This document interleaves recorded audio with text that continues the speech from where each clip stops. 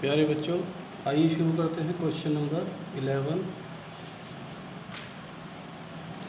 इसमें we have two vectors, दो vector हैं हमारे पास और बताना है दोनों कोलिनियर हैं। तो बहुत इजी है, नाम रख लिया। पहला वेक्टर ए है, ठीक है। ए वेक्टर है जो वो है 2i plus -3j plus 4k।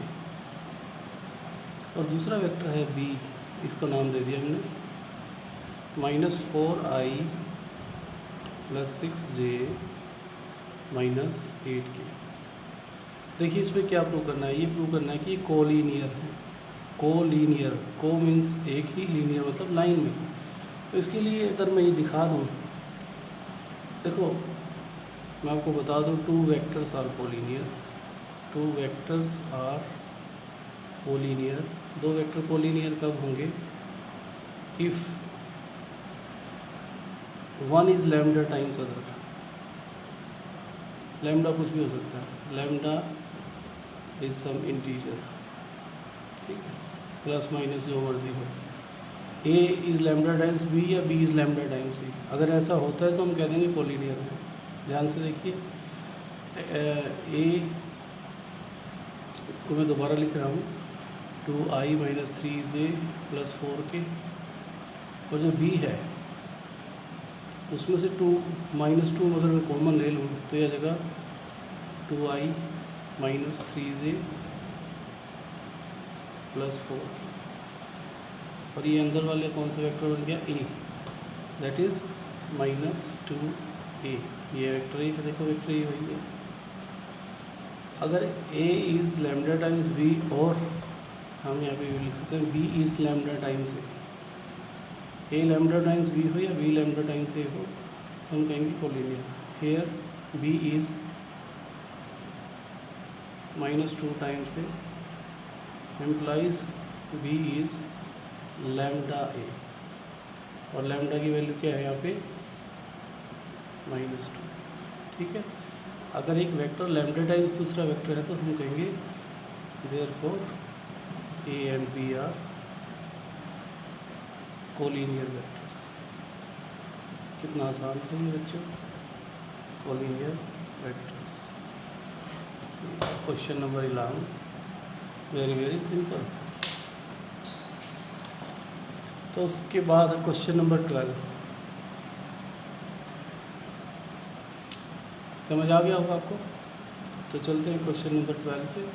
Question number 12 में देखिए आप, एक कोई वेक्टर गिवन है, मैं उसका नाम रख देता हूँ लेट। वो वेक्टर ए है, A is equal to i plus 2j plus 3k। इसके हमने डायरेक्शन कोसाइंस निकालना है। क्या निकालना है? Direction cosines. इसको शॉर्ट में DC's बोलते हैं, डी से डायरेक्शन, सी से कोसाइंस। तो बेटा इसका तरीका क्या है? सिंपल है। ये इसका कोऑर्डिनेट को x मान लेते हैं, j का कोऑर्डिनेट y है, k का कोऑर्डिनेट क्या है? x y z। तो ये इसको निकालने का तरीका क्या है? x upon x square plus Y square plus Z square, Y upon नीचे वही mod x square plus Y square plus Z square, और z upon x square plus Y square plus Z square. अच्छा, यहाँ से x Y Z क्या है? Here. इसको हम कंपेयर कर देते हैं, लेट ए को हम कंपेयर कर देते हैं कोई और, एक्स आई प्लस वाई जे प्लस जेड के। तो यहाँ से x की वैल्यू आ गई 1, y की वैल्यू आ गई 2, और z की वैल्यू आ गई 3। तो ये वैल्यूज पुट कर दो, डायरेक्शन को सही आ गई। तो ये आ गया 1 upon 1 square plus 2 square plus 3 square, comma अब 2 अपॉन नीचे तो वही है 1 square plus 2 square plus 3 square, comma 3 upon 1 square plus 2 square plus 3 square. तो उसके खोल दीजिए इसको। 1 अपॉन 1 का स्क्वायर 1 होता है, 2 का 4 होता है, 3 का 9 प्लस 4 प्लस 1 कितना हो गया? 14 हो गया। तो 1 अपॉन √14, 2 अपॉन √14, 3 अपॉन √14। तो ये है डायरेक्शन कोसाइंस। इनको ऐसे डिनोट करते हैं। ये आगे डायरेक्शन कोसाइंस जो हमें फाइंड आउट करना था। तो ये था कितना आसान सा सम आपके सामने। तो चलते हैं बच्चों क्वेश्चन नंबर 13 पे। प्यारे बच्चों, अगर किसी समय समझने में कोई भी दिक्कत आती है तो आप उसको पहली बार तो क्या जो भी सम कर रहे हैं उसको अच्छे से वॉच करो, पॉज कर लो वीडियो को वैसे, ठीक है। आपको समझ आना चाहिए, वो इम्पोर्टेंट है। और फिर अगर नहीं समझ आ रहा तो आप मुझे व्हाट्सअप कर सकते हैं, कॉल कर सकते हैं, ठीक है। ओके बेटा, आप चलते हैं नेक्स्ट क्वेश्चन पे। Question number 13। क्वेश्चन नंबर 13 में डायरेक्शन कोसाइन निकालने हैं किसके? Direction cosine of vector joining A B. बिल्कुल सेम टू सेम करेंगे आप। अब ए बी, ए और बी दो वेक्टर्स दिए हैं। चलो ए वेक्टर मैं मान लेता हूँ, ये वेक्टर है हमारे पास ए, उसको वेक्टर फॉर्म में लिखता हूँ क्योंकि पॉइंट दिया हुआ है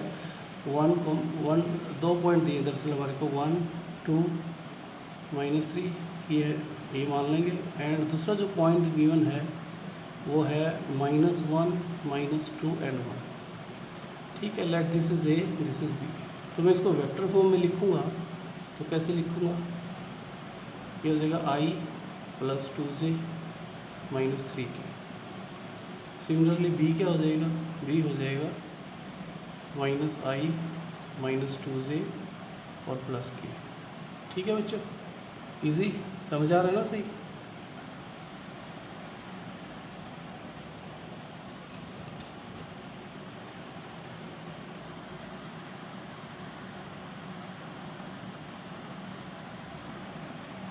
ठीक है। तो क्योंकि हमने ए बी का निकालना है, direction cosine of line segment joining A B, तो ए बी को ज्वाइन करेंगे तो ए बी निकालेंगे पहले तो ए बी, यानी बी में से घटाएंगे। बी में से कैसे घटाएंगे? सिंपल है। बी के कोऑर्डिनेट्स क्या है? i -1 था, इसका क्या है? माइनस लगा के 1, और ये हो गया i प्लस ये हो गया -2, एक माइनस लगानी क्योंकि बी में से ए घटाना है, तो -2 इसका है और ये प्लस माइनस लगे, फिर ये 2, ये हो गया जी, और के का यहाँ पे 1 है और यहाँ पे माइनस हमने लगाना, एक माइनस इसके पास है, तो 3।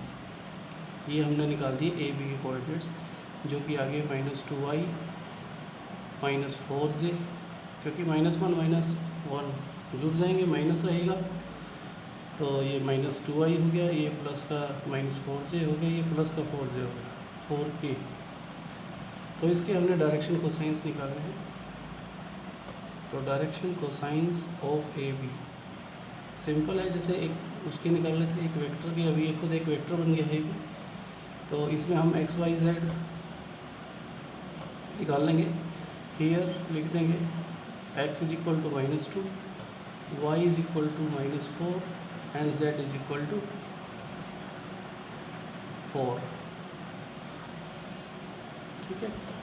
इसको जब स्टैंडर्ड वेक्टर से कंपेयर करेंगे हम लिख देंगे ऑन कंपेयरिंग, क्योंकि हमने कंपेयर किया ना, कहाँ से है पता होना चाहिए। ऑन कंपेयरिंग विद, ये वेक्टर लिख लेता हूँ मैं, a xi + yj + zk। इसके साथ कंपेयर करेंगे तो x की वैल्यू आ गई -2, y की वैल्यू आ गई -4 और z की आ गई 4। तो आगे सिंपल है, डायरेक्शन कोसाइन जब भी किसी के निकालते हैं तो क्या होता है, direction cosines are x/(x² + y² + z² से डिवाइड कर देंगे। सिमिलरली y के लिए same x² + y² + z² and z/(x² + y² + z²। इसको इस तरह की नोटेशन में हम लिखते हैं नॉर्मली। तो ये हो जाएगा x क्या है हमारा यहाँ पे? x है हमारा -2, तो ये जगह -2 अपॉन -2 का स्क्वायर -4 का स्क्वायर एंड 4 का स्क्वायर, कोमा -4 अपॉन सेम -2 का स्क्वायर -4 का स्क्वायर एंड 4 का स्क्वायर। सिमिलरली क्योंकि जेड क्या है हमारा 4 है, 4 अपॉन X square plus Y square plus, sorry values put करनी थी, -2 का स्क्वेयर और ये है -4 का स्क्वेयर। जैसे पहले किया है सेम वही कर रहे हैं, नीचे उसी से डिवाइड करना है। तो क्या -2 अपॉन स्क्वेयर खोलो इनका, 2 का स्क्वेयर 4 होता है, 4 का 16, ये भी 16, तो ये आ गया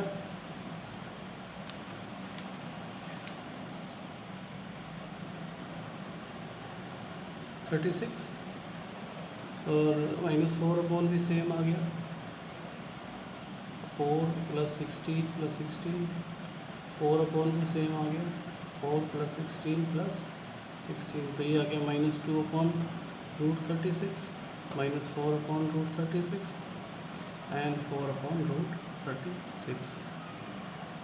ठीक है, तो 36 का रूट पता है बच्चों आपको, 2/6, यह आ गया -4 अपॉन 6 और यह आ गया 4 अपॉन 6, प्लस माइनस होता है। ठीक है, तो साइन का ध्यान रख सकते हैं। अच्छा, तो ये हो गया 1/3, यह आ गया -2/3, यह आ गया 2/3। तो ये है direction cosines of A B जो हमने फाइंड आउट करने थे। इसे पिछला जो सम था उसमें किस एक वेक्टर था, इसमें 2 पॉइंट से 2 पॉइंट को जोड़ के एक वेक्टर बना लिया ए बी, आगे वही है जैसे पीछे किया था। नेक्स्ट तो प्रोसीजर वही है सारा। तो ये बिल्कुल सिंपल सम है, आराम से देख लीजिए इसको। और उसके बाद चलते हैं क्वेश्चन नंबर 14 पे।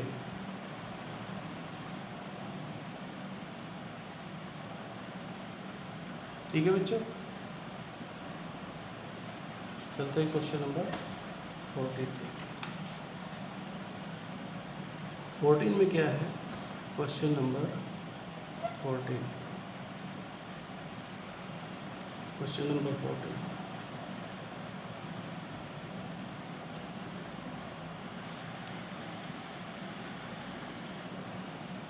में कह रहा है कि एक वेक्टर है, वेक्टर को मैं कोई नाम दे देता हूँ, लेट ये ए वेक्टर है, xi + yj + zk, ये इसके कोऑर्डिनेट्स हैं।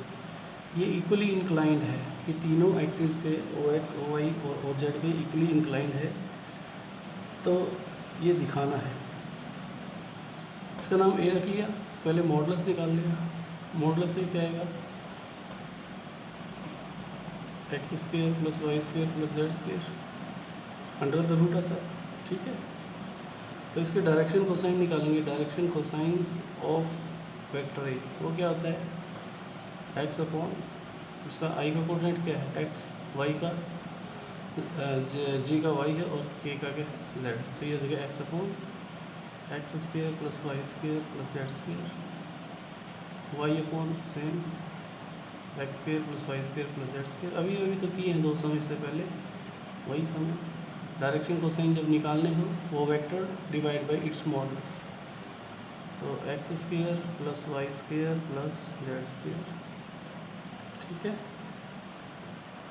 जब इक्वली इंक्लाइंड है, यानी इसे लिखा हुआ है इक्वली इंक्लाइंड मीन्स, सिंस लिख देंगे, since A is equally inclined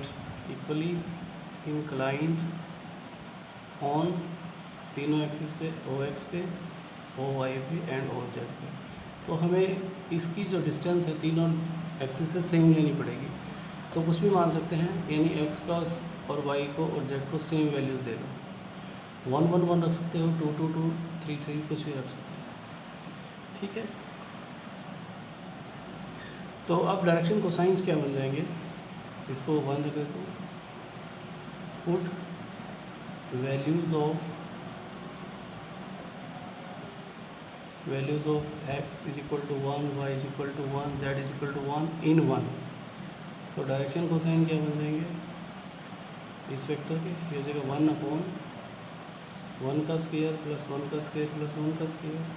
फिर से y भी 1 है, 1 का स्क्वायर + 1 का स्क्वायर + 1 का स्क्वायर, 1 अपॉन 1 का स्क्वायर + 1 का स्क्वायर + 1 का स्क्वायर, यानी 1 अपॉन √3, 1 अपॉन √3, 1 अपॉन √3। जब इक्वली इंक्लाइंड है कोई वेक्टर तो उसकी डायरेक्शन कोसाइन क्या बनेगी, ये बनेगी। समझ आ गया बच्चों, बिल्कुल आसान था। अब चलते हैं क्वेश्चन नंबर 15 पे। क्वेश्चन नंबर जो 15 है वो कुछ लोअर क्लासेस की तरह है, जैसे आपने वहाँ पे पढ़ा था।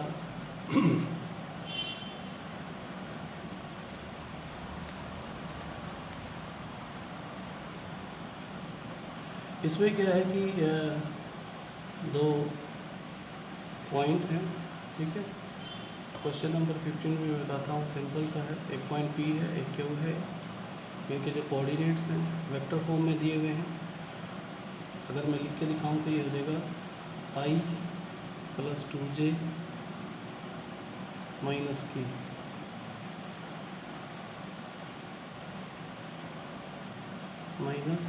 -k।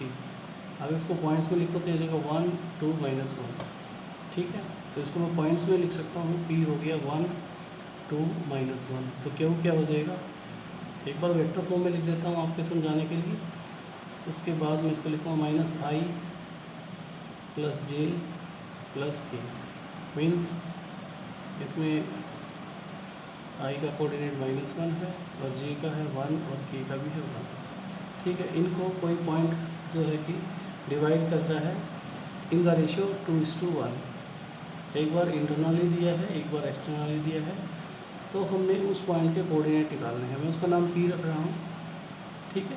तो उसके कोऑर्डिनेट्स हमने x y z मान लिए, ठीक है।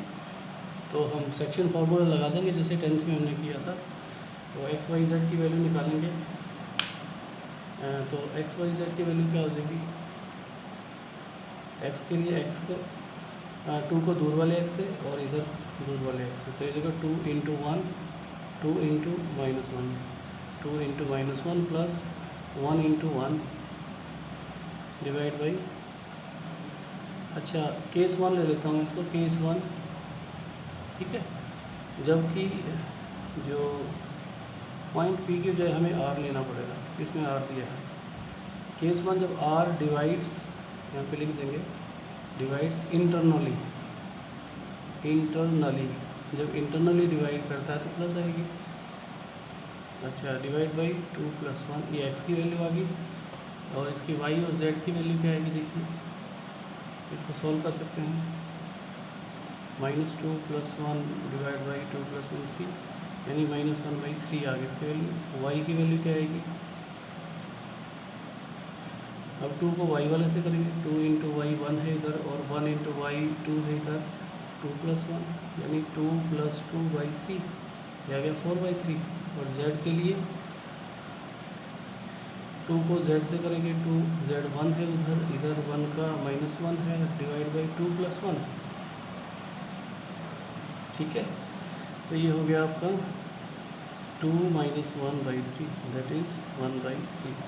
तो ये आगे कोऑर्डिनेट्स इसके, therefore R x y z क्या आ जाएगा, ये R - 1/3 4/3 एंड 1/3। ये तो था जब इंटरनली करता है। एक्सटर्नली में पता ही है आपको, ये माइनस हो जाएगा। केस 2 बना देंगे इसको, केस 2 क्या हो जाएगा, बिल्कुल इजी है। R डिवाइड्स एक्सटर्नली, जब एक्सटर्नली डिवाइड करेगा तो x क्या बन जाएगा, 2 × -1 माइनस, प्लस की बजाय माइनस फार्मूला आ जाएगा, 1 × 1। देखिए जहाँ ये प्लस आई थी फार्मूले में, यहाँ पे माइनस आ जाएगी बस, डिवाइड बाई 2 - 1। तो ये आ गया -2 और जी -1 और ये डिवाइड ये आ गया -3। y के केस में क्या आएगा, 2 × 1 और जो ये प्लस थी यहाँ पे माइनस आ जाएगी, 1 × 2 डिवाइड बाई 2 - 1। तो ऊपर 2 - 2 0 हो चुका है, तो इसकी वैल्यू आएगी 0। 0 divide by something is always 0, you know it well. तो z कैसे आएगा, एक्सटर्नल डिवाइड करेंगे, 2 × 1 -1 × -1 डिवाइड बाई 2 - 1। तो ये हो गया 2 और ये भी प्लस हो गया भाई, 1 1 जा 1 डिवाइड बाई 1, 2 में से 1 गया यानी 3। तो जो हमारा R की वैल्यू जब एक्सटर्नली डिवाइड करता है तो क्या होगी, ये हो जाएगी -3 0 3। तो ये था सम क्वेश्चन नंबर 15, बिल्कुल इजी। ये 10th का सम था एक्चुअली, आप सबको पता है अच्छे से। तो अब चलते हैं क्वेश्चन नंबर 15 हो गया ना, 16 पे। क्वेश्चन नंबर 16, क्वेश्चन नंबर 16 में ये फिर अगेन आपका 10th का ही है कि भाई मिड पॉइंट निकालो। आपके पास दो पॉइंट्स हैं, एक पी है एक क्यू है, जॉइन किया, लाइन सेगमेंट बन गया। पी के जो कोऑर्डिनेट्स दे रखे हैं 2, 3, 4 और जो आपके क्यू की कोऑर्डिनेट्स हैं वो हैं 4, 1, -2। तो मिड पॉइंट है, मान लो आर इज़ द पॉइंट, इसकी कोऑर्डिनेट x, y, z निकालने हैं। तो लिखेंगे हम since R x, y, z is the mid point of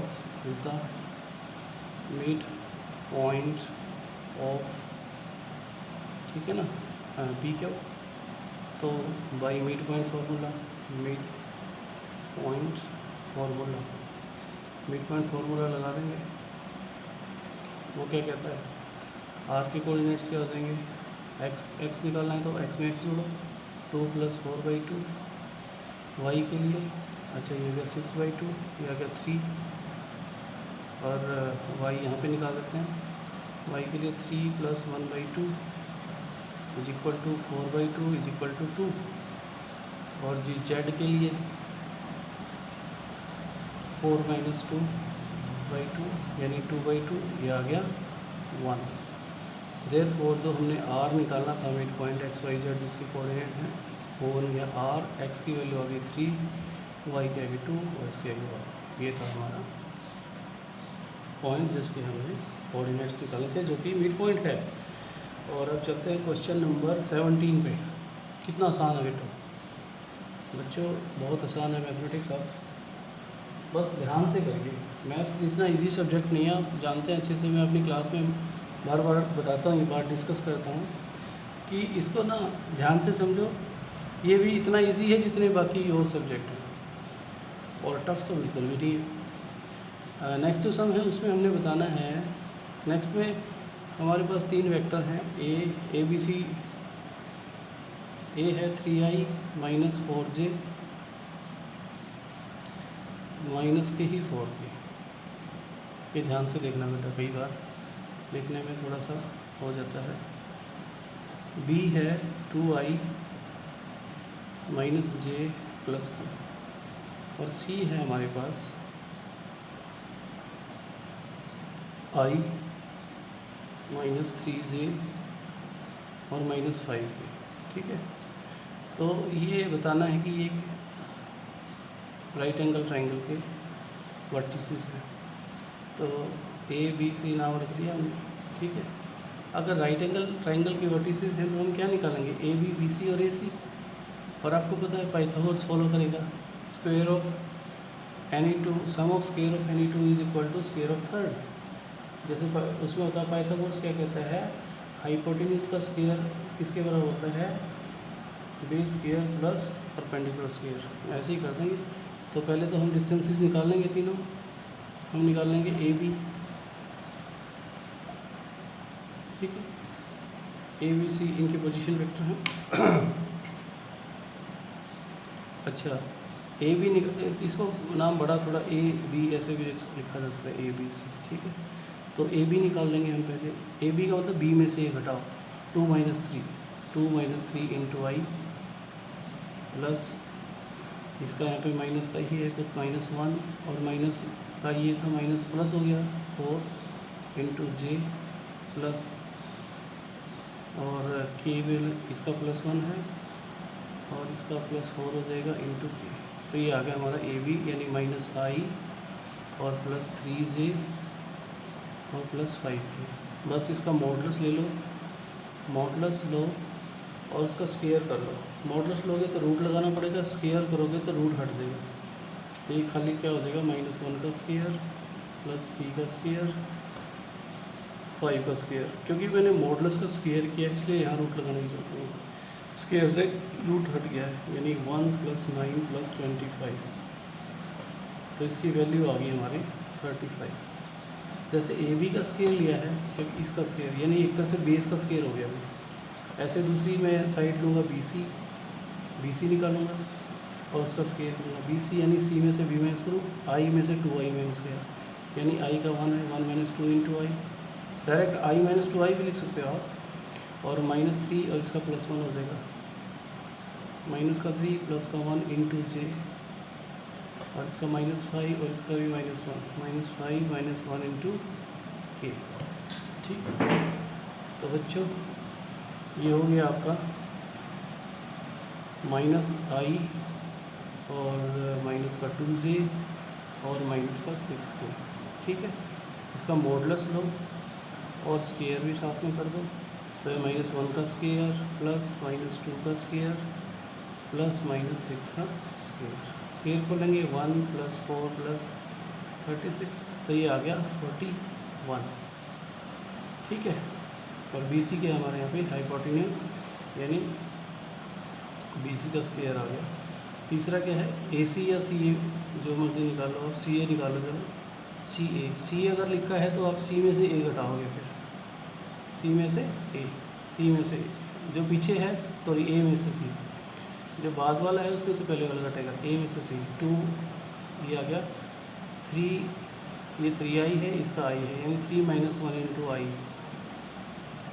common ले लिया ना, -4 और ये प्लस का 3 हो गया, -4 + 3 इंटू जे प्लस, और यहाँ पे माइनस का 4 और प्लस का आ जाएगा 5 इंटू के।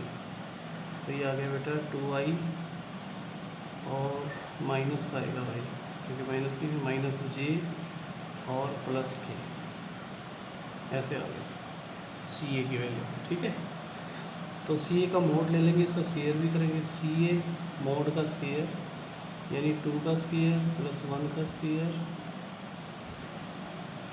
और प्लस 1 का स्केयर, ये 1 नहीं थे, -1 था, तो क्या 4 + 1 + 1 ये आ गया 6। ध्यान से देखिए, किसी दो का टोटल है जो तीसरे के बराबर आ गया, यहाँ से क्लियरली जो बी सी का स्केयर है that is equal to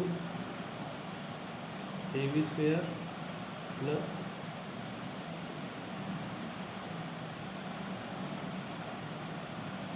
A B square plus A C square या सी ए स्क्वायर पहले।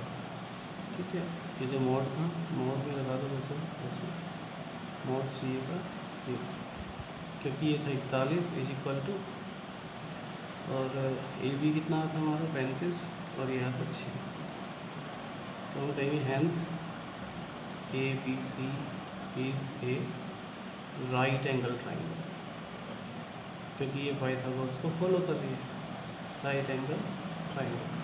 तो ये था बच्चों क्वेश्चन नंबर 17। तो बच्चों अब है question number 18, exercise 10.2 vector algebra. ठीक है, तो इसमें क्वेश्चन नंबर 18 और 19 हैं जो वो MCQ टाइप क्वेश्चन हैं। इसमें ट्रायंगल दी हुई है ABC, ये ABC ट्रायंगल है, और ट्रायंगल लॉ ऑफ वेक्टर्स आपको पता होना चाहिए। मैं बता देता हूँ कि AB + BC is always equal to AC। तो इसमें बताना है कि इसमें कौन सी प्रॉपर्टी नहीं हो सकती, तो हम लिख लेंगे। वैसे तो हमने ये इसका आंसर ही बताना है, लेकिन मैं आपको समझा रहा हूँ। हम लिखेंगे ट्रायंगल लॉ ऑफ एडिशन क्या होता है, ट्रायंगल लॉ ऑफ एडिशन,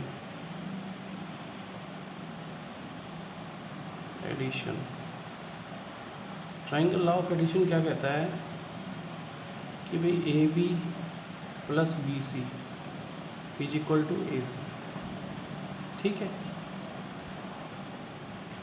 तो इस ट्रायंगल लॉ ऑफ एडिशन से क्या क्या बन सकता है, यहाँ से AB + BC, अगर मैं इस AC को यहाँ ले आऊँ -AC, ये कैसे भी बन सकता है, और ये ऑप्शन दिया हुआ है, यानी which of the following is not true, ये तो ट्रू है। अच्छा जी, दूसरा जो पहला दिया हुआ है AB + BC + CA, अच्छा, इसको मैं आगे मॉडिफाई करके लिख सकता हूँ A B plus B C, और देखो ए सी जो होता है, ठीक है, इज इक्वल टू, इसको मैं माइनस अगर हटा दूँ इसके, तो ये क्या बनेगा, सी है, उल्टा करके लिखे हैं, ठीक है। तो ये भी ट्रू है। जब A B plus B C, क्योंकि जो ए सी है ना, ए सी को मैं क्या लिख सकता हूँ, ए सी अगर दूसरी साइड जाएगा तो माइनस ए सी हो जाएगा, और माइनस ए सी को सी ए लिखा जा सकता है, ठीक है। तो सेकंड भी ट्रू है। जब ये तीनों, ये वाला ट्रू है, तो अगर तीसरा लिखा हुआ है A B plus B C minus C A, ये गलत है, क्योंकि जब भी सी ए यहाँ पे आएगा तो माइनस नहीं आएगा, क्या आएगा, प्लस। तो इसमें जो ट्रू नहीं है, जो रॉन्ग है, वो कौन सा है, थर्ड वाला, सी पार्ट, ठीक है बच्चों। आगे देखने की जरूरत ही नहीं है, हमने रॉन्ग ही ढूंढना था इसमें से। क्वेश्चन नंबर 19, क्वेश्चन नंबर 19 में दिया हुआ है कि भाई आपके पास दो वेक्टर्स हैं, एक सम मैंने पहले भी किया था, A and B are two vectors, हैं ये, और ये कोलिनियर वेक्टर्स हैं। कैसे हैं, कोलिनियर, इससे पहले ही कह दिया ये कोलिनियर वेक्टर्स हैं। तो ये कह रहा है कि आगे क्या क्या नहीं हो सकता, इनमें से कौन सी चीज़ करेक्ट है। पहली बात, b is equal to lambda times है, ये तो कंडीशन होती है कोलिनियरिटी की, ये तो बिल्कुल सही है। b इज़ लैम्डा टाइम्स है, और a is lambda times b, कोई भी हो, ठीक है, ये कंडीशन होती है, तो ट्रू है, ठीक है। सेकंड पार्ट क्या है, the respective components are proportional. बिल्कुल, प्रोपोर्शनल का मतलब क्या हुआ कि इसी से निकालो b अपॉन ए जब भी करूँगा क्या आएगा, लैम्डा, या a अपॉन b करूँगा तो क्या आएगा, लैम्डा। पहले से ही ड्राइव कर रहा हूँ, a से डिवाइड कर दिया, लैम्डा आ गया, यानी उनमें कोई ना कोई रेशियो होगा, कोई ना कोई रेशियो, और वो रेशियो क्या होगा, फिक्स होगा, फिक्स रेस होगा, यानी दोनों का डिवाइड 2 आ रहा है तो 2 आएगा पूरे में, x कंपोनेंट में भी, y में भी, z में भी, या कुछ भी आ रहा है वो लैम्डा कैन बी एनीथिंग, कोई भी, it can be natural number, it can be integer, कुछ भी आएगा सेम आएगा, ठीक है। तो ये दूसरी वाली बात भी सही है। ये एक्चुअली तीसरा था पार्ट, अगर इसको ए बी सी बोलो तो ये सी था बेटा, सी बता दिया मैंने। अच्छा, बी बताता हूँ, बी में क्या है, A is equal to plus minus B, ये ठीक है, क्योंकि ये प्लस माइनस क्या है, लैम्डा है, लैम्डा प्लस का भी हो सकता है, माइनस का भी हो सकता है, कुछ भी हो सकता है, ये लैम्डा है, and lambda is a integer, ये कुछ भी हो सकता है, यानी ए भी ठीक है, बी भी ठीक है, सी भी, यानी अब समझ आ रहा है कि आंसर डी ही है जो गलत है। वो बताता हूँ कैसे। जो डी है उसमें लिखा है कि सेम डायरेक्शन होना चाहिए, ठीक है ना। इसमें जो बेटा कोलिनियर वेक्टर्स की मैं बताऊँ आपको, देखो ये रॉन्ग है यहाँ पे। कोलिनियर वेक्टर्स की जो कंडीशन है वो सुन लो आप दोबारा से। वेक्टर्स कब कोलिनियर होंगी, एक इधर डायरेक्शन में है, इधर डायरेक्शन में कोई दिक्कत नहीं है, ए इधर जा रहा है, बी इधर जा रहा है, कोई दिक्कत नहीं। एक तो दोनों क्या होने चाहिए, पैरेलल वेक्टर्स होने चाहिए, ठीक है। दूसरा मैग्नीट्यूड सेम होना चाहिए, मैग्नीट्यूड है ना जो, वो सेम होना चाहिए, यानी वो प्रोपोर्शनल होना चाहिए, कोई रेशियो होना चाहिए। अगर मैग्नीट्यूड सेम नहीं है तो वो वेक्टर्स कोलिनियर नहीं होंगे। इसमें वही लिखा हुआ है कि मैग्नीट्यूड्स आर डिफरेंट, अगर मैग्नीट्यूड डिफरेंट हो गए तो वेक्टर कोलिनियर नहीं हो सकते, इसलिए आंसर ये है, उसमें ये लिखा हुआ है। तो हमारा डी आंसर है, डी जो लिखा हुआ है वो रॉन्ग है। तो ये था बेटा एक्सरसाइज 10.2। इससे पहली वीडियो में मैंने 1 से 10 तक बताए थे, और अब जो ये वीडियो आज बना रहा हूँ इसमें 11 से और ये 19 तक थे सम, ये अब सब आपको बता दिए। आप इस वीडियो को अच्छे से देखें मेरे बेटा। और जिन बच्चों ने सब्सक्राइब नहीं किया है, ये बेटा स्पेशली आप लोगों के लिए बनाया है चैनल मैथ्स का, ताकि आपको ज़्यादा से ज़्यादा और अच्छी जानकारी मिले, ट्यूशन भी न लगानी पड़े कहीं पे आपको, ठीक है ना। हाँ, आप ऑनलाइन आराम से वीडियो देख के सीख जाएं। अगर कोई प्रॉब्लम आती है तो मेरे बेटा आप मुझे व्हाट्सअप या कॉल कर सकते हैं, कोई भी प्रॉब्लम हो इस क्लास के रिगार्डिंग मैथमेटिक्स की, ठीक है। तो आप इस वीडियो को अच्छे से देखें, वॉच करें मेरे बेटा। उसके बाद आप इस जो वर्क दिया है ये एक्सरसाइज को कंप्लीट करें, ठीक है बेटा। फिर कॉपी में और उसको चेक कराएं। आज के लिए इतना ही। Thank you very much.